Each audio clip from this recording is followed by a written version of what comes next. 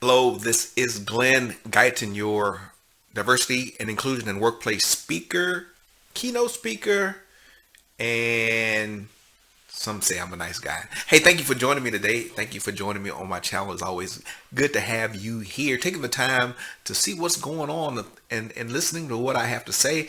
If you would, please just take a minute to subscribe to this channel. That really would mean a lot, and I really appreciate you taking the time to do that. Well, let's get right into it. Today, we are going to be talking about uh, blacks in corporate America. Yep, we're going to talk about blacks in corporate America. And like I tell people when I go to my training, I have been black a long time. As a matter of fact, I've been black my whole life. And I even happen to be the executive director of a national nonprofit. So I know a little bit about being an African American person in the corporate world, being in a position of leadership. And oftentimes it's a very lonely place to be. So if you are watching this and you are black, I feel you.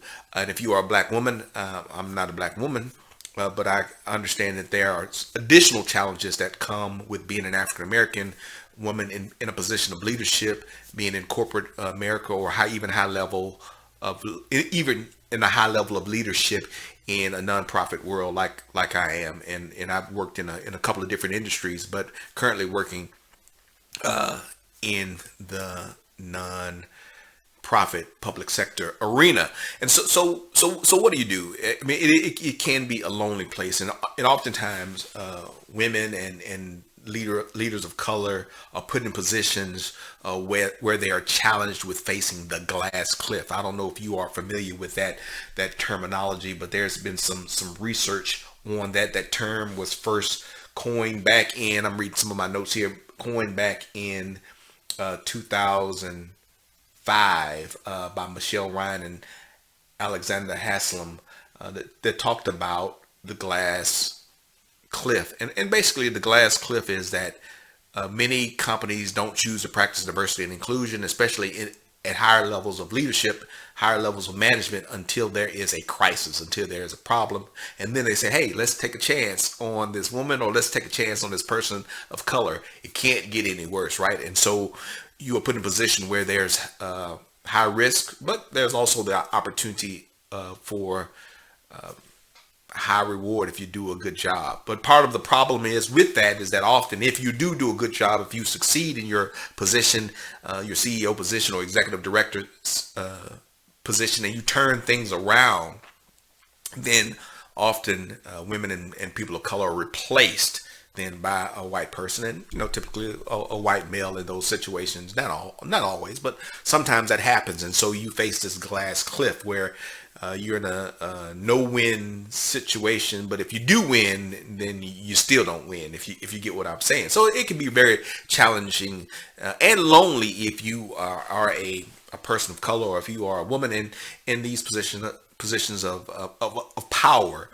in an organization that's maybe not very diverse, or hasn't in the past had strong diversity and inclusion policies and procedures in place. And so I think some of the things that we want to do, if you are in this situation, if you are one of the few, if you're one of the only in some of these positions of power, I actually have a couple of things that I jotted down. Maybe I can share some of them with you, but just a couple of things that you can do.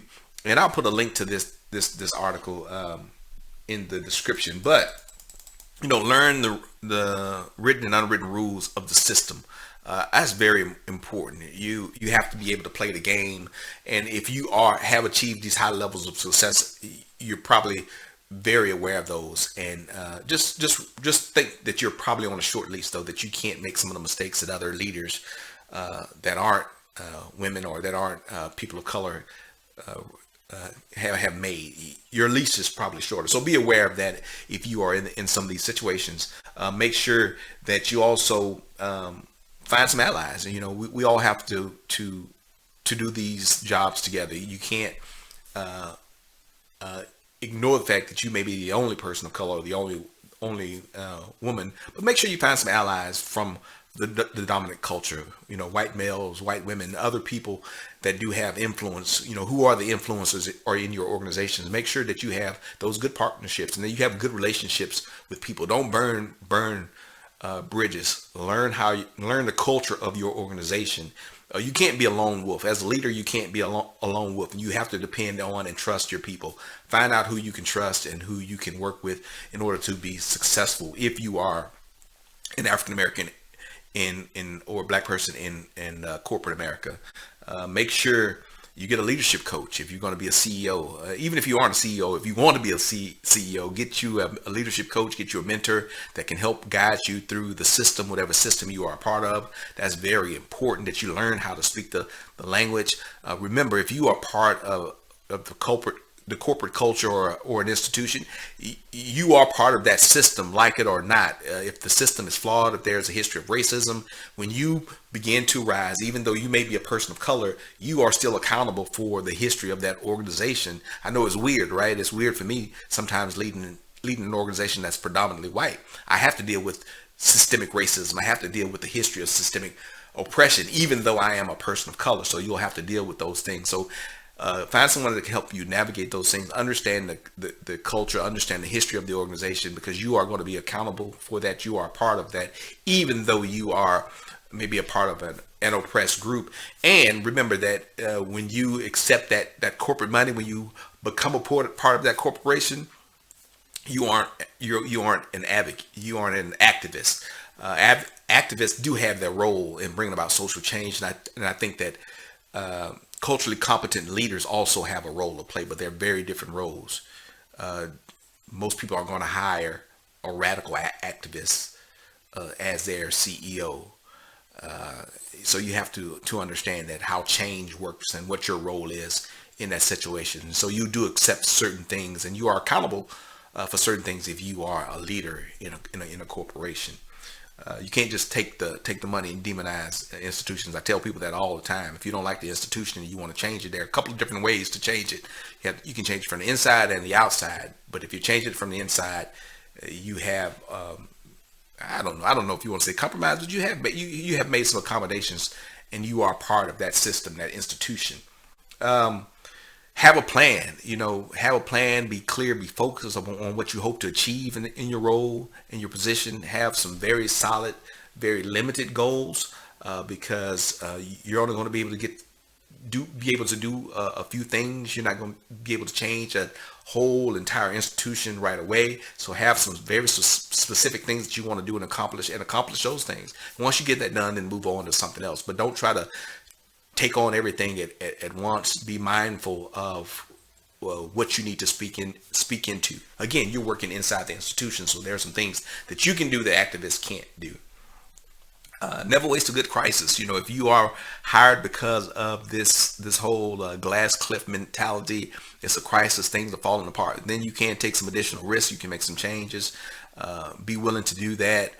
Take some risks, because without taking risks, there's no reward. Do be mindful that, again, it's high risk and high reward. So be mindful of those things. That's why I say have a limited scope of the things that you want to change and the things that you want to impact as you go about your work as a person of color, leading an institution, of being a black person in corporate America. Make sure you have a good support network. Get you some friends. Hire coaches, people like me that have been in leadership, that have been able to navigate and understand culture. You'll need that. You'll need that support. You'll need a place to detox, to talk to people that are outside your corporate influence, because you want to be able to have a safety net where you can express the things that you feel. And it's not always good to do that at work with the people that you work with. They won't be able to receive that in the same way, and people can hold that against you later. So make sure you have a good support system inside the institution and outside of the institution, and so that you will be able to be successful. Just take the time, take a deep breath, change the things you can change. You won't be able to change everything.